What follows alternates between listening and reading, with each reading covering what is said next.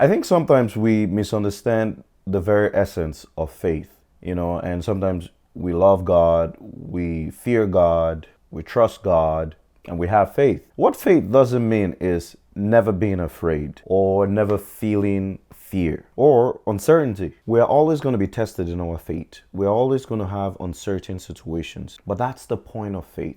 Faith is not never feeling fear. Faith is never letting fear control our lives. And I put it like this: fear is always in the car, but it's always letting faith have the driver's seat. The very reason that we need faith is because we are in an uncertain situation. It's because we feel fear. Sometimes we understand the essence of faith. I don't believe faith is to never feel fear. I don't believe just because we have faith, we can never have uncertainties. We can never have doubts. Because in the Bible, Jesus would usually say, fear not, fear not. In Joshua chapter 1, he said, thou shalt not be afraid, neither shalt thou be dismayed, for the Lord thy God is with you.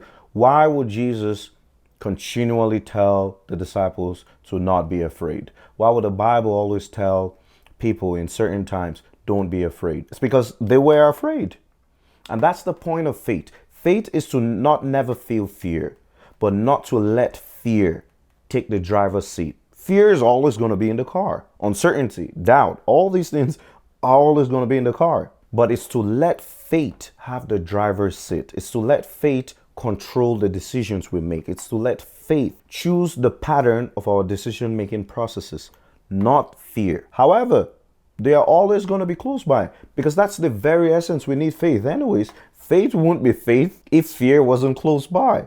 That's the very essence of faith. That despite the fear I feel, despite my uncertain situation, I choose to trust God. It's an action word. Faith is active. And that's the thing. Our faith will always be stretched, because in our walk with God, we can never come to this point where I've just accumulated all the faith that I need for life. No, that's not how it works. You're always going to face situations that will test your faith. And with each testing of your faith, you're being prepared for the next season. You're being prepared for what next God has for you. It's increasing your capacity to be able to follow God and to be able to grow in your walk with Him.